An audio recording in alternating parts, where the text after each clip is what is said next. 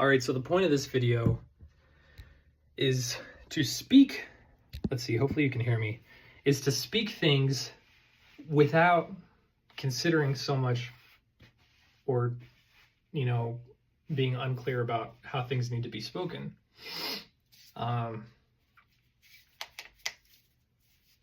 If there's a message I have to say to the world, it's essentially that you're surrounded by light, and it is your choice to glance at it and to appreciate it, to welcome it into your temple. The eye is the lamp of the soul. It lights up the body. More than just the body,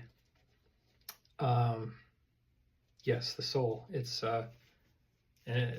amazing how, if you think about the eyeball, here's me doing a symbol of the eyeball. See, that was kind of weird. It's like Illuminati, like Jim Carrey, Jimmy Kimmel stuff that I'm doing right here. I'm trying to make a symbol of an eye, But what that means is eyes have this very center hole, which if you look at it, if you look in the mirror, it's just black. It's like pitch black. And in a sense, it's almost like that's a cave. And how whatever enters that cave from the outside is perceived and recognized in the mind. And the mind does its thing where it reacts or responds, and it encounters memories. It influences noise, and choices of words to be described, such as I'm relaying to you at this very moment. But just think about that. It stems from what you're looking at or what you're seeing.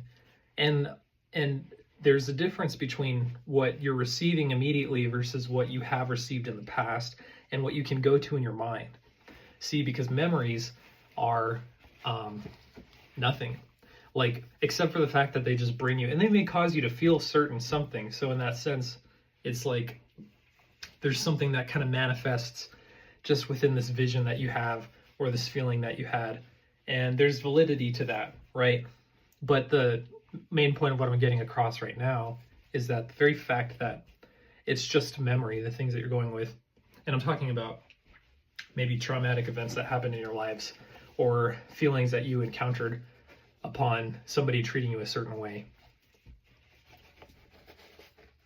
What you do with that, essentially, and where that remains, where that is kept, well, it's in your mind, but you might see things outside of this realm of your temple that cause you to reflect on those. But essentially, when we think about God,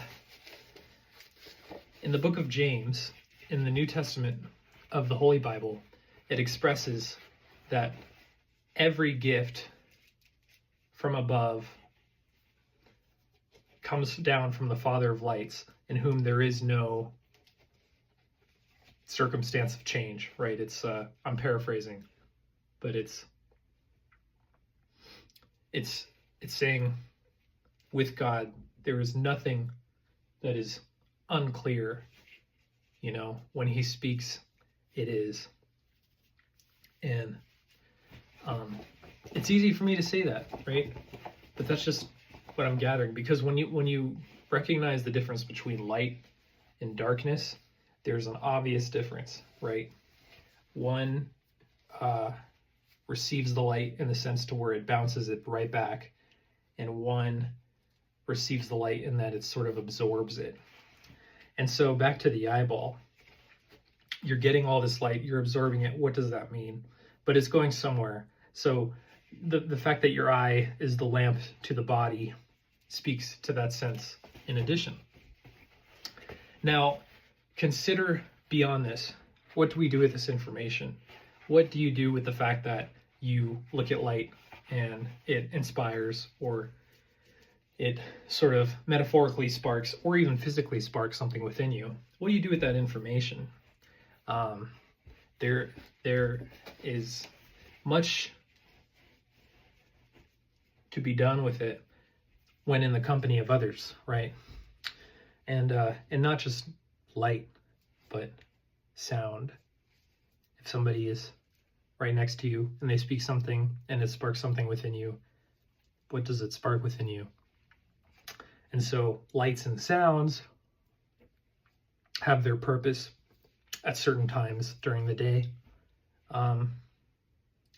But if your eye receives this information and it's retained in here, this is one thing that Jesus talks about, is he says, if a man has but just a little bit of darkness within him, his whole body sort of is just stained by that darkness.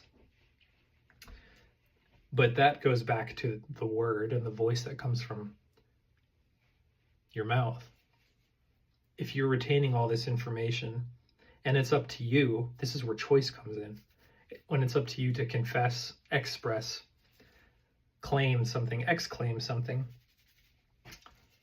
you can choose what it is that you wish to express, proclaim, exclaim to the world around you. That is the choice that you are given. And you can choose to respond to the things that you hear, the things that you witness through your eyesight, even the things that you feel, in a way that is up to you. But the inspiration comes from what you choose to be.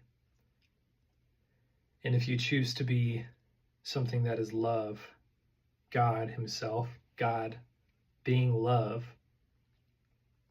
just consider what he's going through right now in terms of, and it's a kind of hopefully not too complex, but subjective. And honestly, I don't even think it's only subjective. It can be, because it's within the object of God. But I think in the sense of the realm of thinking is like, consider what he's going through. If the Father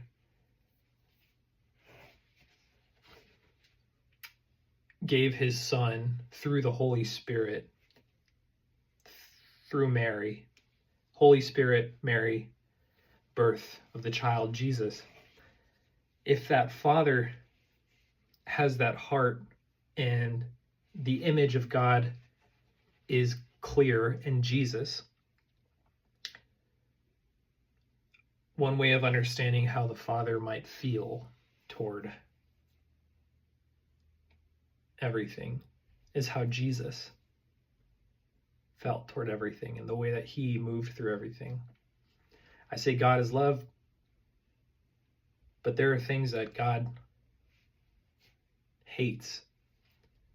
I'm not saying they're antonymical of each other in the sense of them being complete opposites, right? I think it's easy to say, and in some cases it can be expressed in this way, but it's easy to say that love and hate are polar opposites.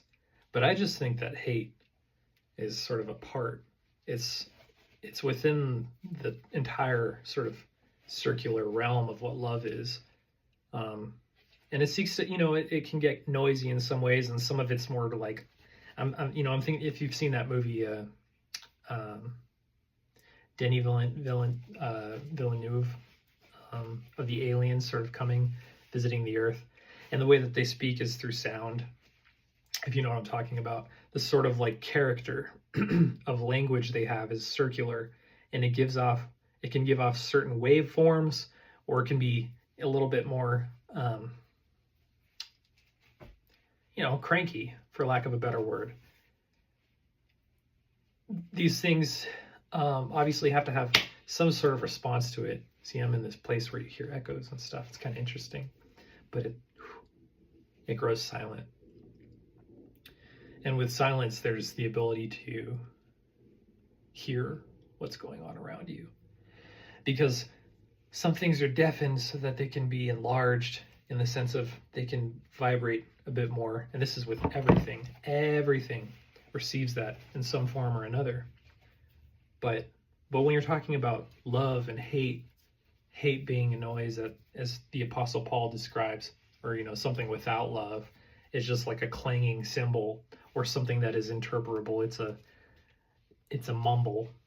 It's just not clear, and it's sort of cacophonous, and it's confusing because it doesn't have the clarity that God intends as he's speaking, right? So when you have that clamor versus something that is clearer, how do you choose to give that? So that's all I'll say right now. Thanks for listening. Bye-bye.